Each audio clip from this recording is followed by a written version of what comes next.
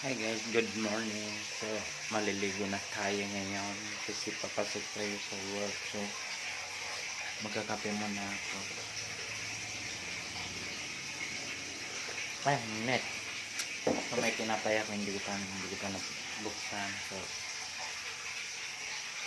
yan, aking lutuhan. Hmm.